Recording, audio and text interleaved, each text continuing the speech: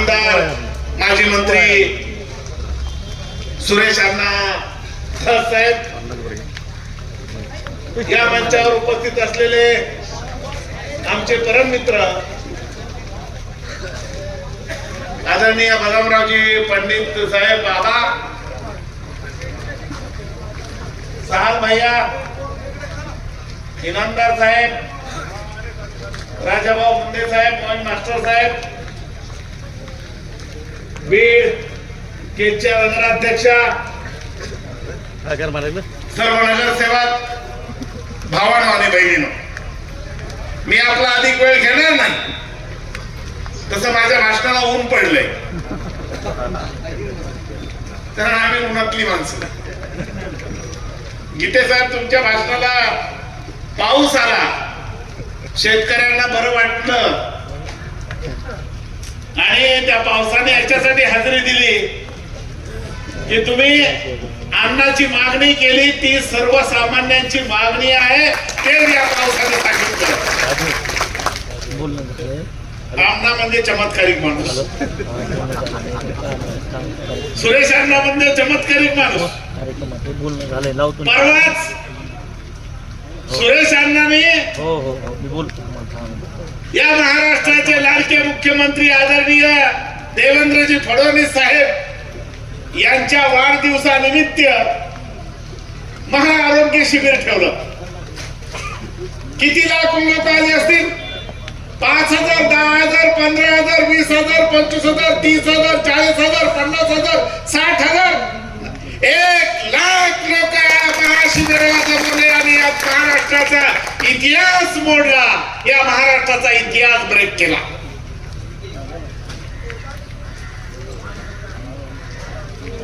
कुठल्या महाशिबिराला 5-10 हजार लोकांपेक्षा जास्त आलेत अशी माहिती सुद्धा नाही आमच्यापर्यंत तरी, माझ्यापर्यंत तरी माहिती नाही. पण अण्णांनी हा चमत्कार केला. बसवराज पाटील साहेब, सुरेश अण्णाचं या जिल्ह्याचंच नव्हे तर तिन्ही जिल्ह्याचं असणारं नियोजन,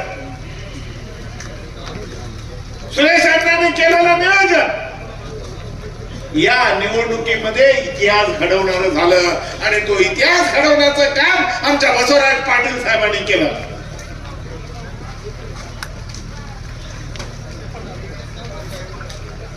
मी काही 2-3 मागण्या तुमच्याकडे करणार आहे.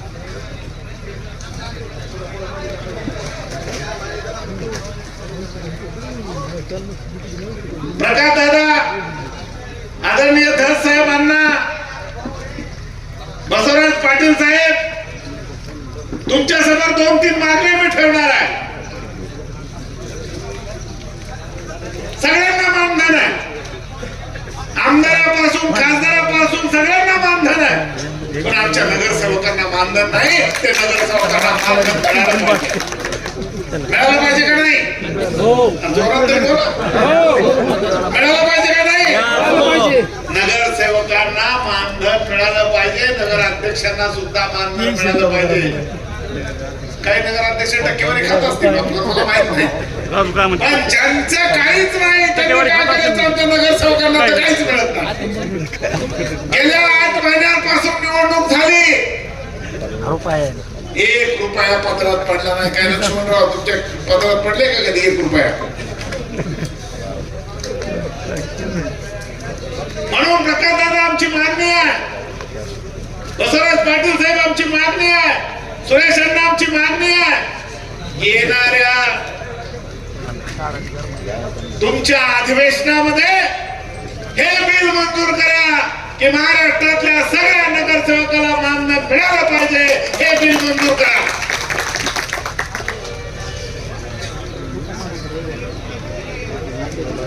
आणि बसवराज पाटील साहेब, तुमच्याकडे दुसरी मागणी आहे.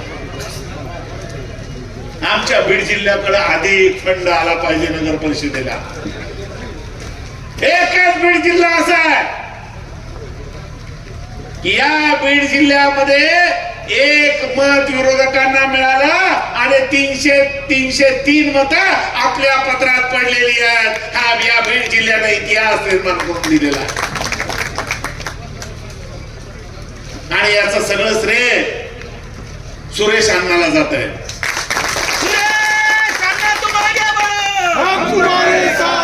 याचं सगळं श्रेय सुरेश अण्णाला याच्यासाठी जात आहे की मी पाहिलं निवडणुकीच्या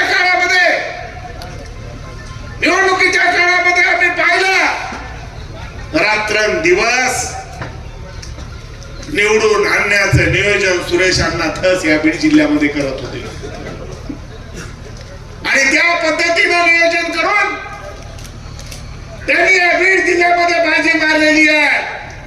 आणि जे कोणी असतील या बीड जिल्ह्यामध्ये अनेक नेते आहेत, त्या सर्व नेत्यांना सोबत घेऊन तसं आता गीते साहेबांनी सांगितलं त्या विरोध ठेवू नका, कुणाचाच कुणाला विरोध ठेवू नका, जातीचं धर्माचं राजकारण बंद करा. आता अण्णांनी सांगितलं, आमच्या राजाभाऊ अण्णांनी खूप अडचणी होत्या आम्हाला, जातीच्या भांडणामुळे खूप अडचणी होतात, आमचं काळीच तुटतंय, जातीचं भांडणं या बीड जिल्ह्यात बंद करा झाली पाहिजे. आणि जे कोणी करणारे असतील त्यांना वेळीच बाजूला सारण्याचं काम, खड्यासारखं बाजूला करण्याचं काम आपण जनतेने केलं पाहिजे एवढी विनंती करतो आणि माझे 2 शब्द इथेच संपवतो.